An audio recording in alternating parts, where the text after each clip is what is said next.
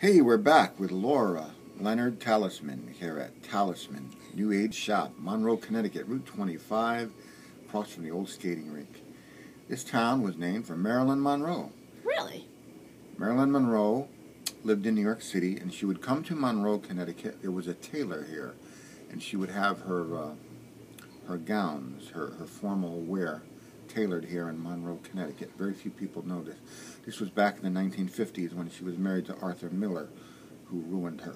Arthur Miller he was not very nice. But she was brilliant. She was a funny, smart woman. Yes, she was. Smart woman. Yes, and her comedic timing was fantastic. Arthur Miller just destroyed her ego.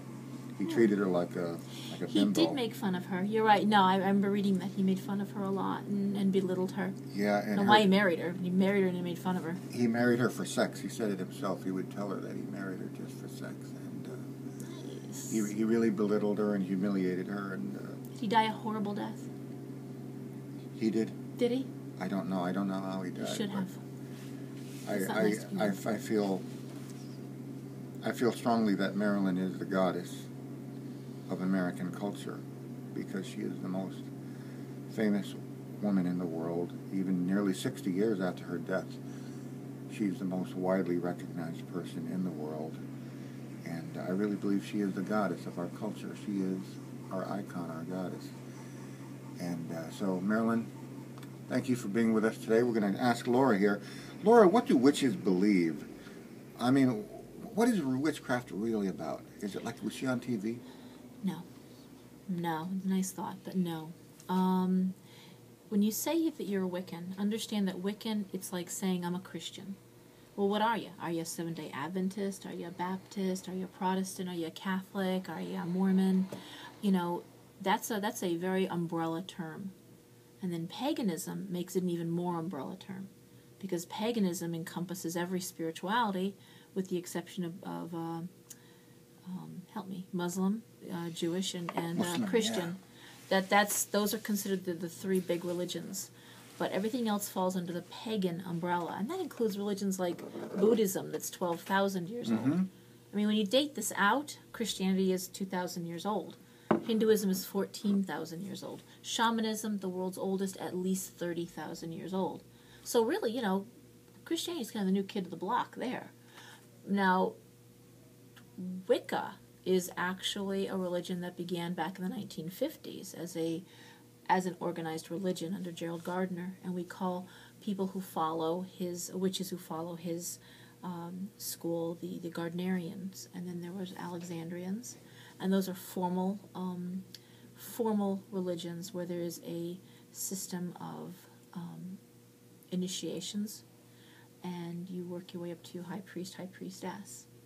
And that takes time, you know, and that you're invested in time. I personally am a hedge witch, or otherwise known as a kitchen witch or a green witch. I'm a solitary. I'm most interested in, I study the use of herbs and oils and stones, and I do more low magic, and that's not low energy magic, but it's low as in of the earth. So I'm really not doing a lot of high ritualized magic. When you work in coven with a group of like-minded people that you have perfect trust and perfect love with, and that is one heck of a hard thing to pull together, by the way. But if you can do that, you can pull an enormous amount of energy, an enormous amount of healing energy, an enormous amount of energy towards change.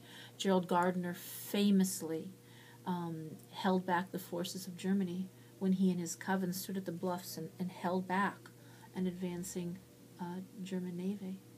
So the German Navy. Was it the German Navy? I think it was the German Navy.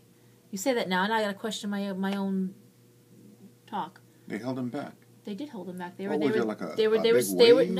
were supposed to be coming in to invade England, and they held them back.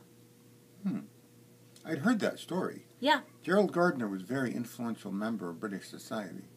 He was, and it was because of that he was able to do what he did, because the Reformation Acts. And then in 1966, Wicca came to the United States from Britain. Yes, it did.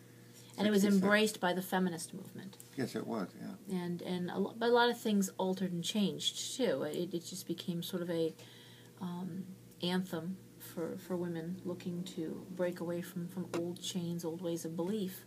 Right. It has since evolved, and of course with the environmental movement, I think it's been a real knee-jerk reaction to what we talked about earlier, the environmental issues.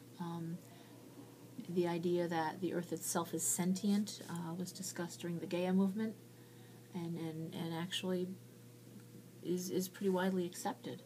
That the Earth itself is a thinking, sentient entity. Right. But getting back to Wicca and witchcraft, what do real witches do?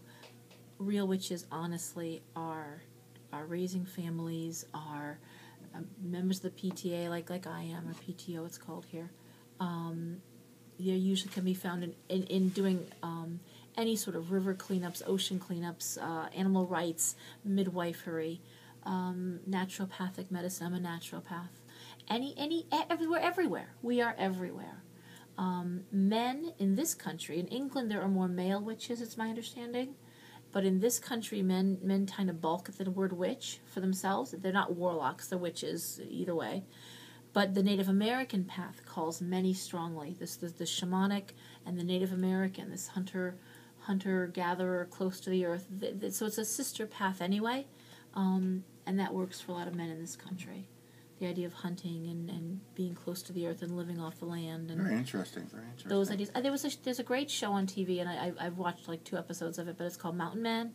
And they showed this one episode. Look at this. You got your mountain beard on. They call me Grizzly Adams. But they showed a scene where this guy in Tennessee killed a deer, and before he took it, he gave an offering and made a thanks to the deer and the spirit that brought the deer to him, and made it really a reverent act, you know. So that was kind of cool too. Yes, I enjoyed being in the woods. I really love the woods, and I've been blessed by Lord Universe Goddess to live in an apartment building that is in the woods, so I can be in the woods all the time. I like. And that's a tribal thing too. Yes, it is. You're in an apartment building in the woods. How tribal is that? It's very tribal. I love it, and I do not kill animals, though. I don't like to kill any innocent creatures. They did not harm me. Why would I want to harm them? You know. But I just love being in the woods, and it's just very peaceful and serene, and I feel at one with nature in the woods. I love to be in the forest. Sometimes I take the dog for a walk in the forest, you know, and... well, it's a very cathedral. I know. Yeah. I happen to always love the cathedrals and visiting cathedrals, and there's something very majestic. And when you're standing in an ancient forest, I remember being in one in Alabama, and the graves were there, and they're different down there. They're made like little V's of marble. They're different altogether. Yeah. But it was all just these beautiful big tall pines and very otherworldly. And I think that's what people feel when they're in the woods, is this otherworldly sense of magic. Yeah. It's magical. It is magical. It is magical. And Laura, happy Halloween. Thanks so much for being on the show. Mary Sowen. Happy Sowen. Oh, thanks, blessed be. Well, this is Anthony Spinelli Jr. here with Laura Lenhard, Talisman in Monroe, Connecticut, saying thank you and happy Halloween to everybody. Mary Sowen. Mary Sowen.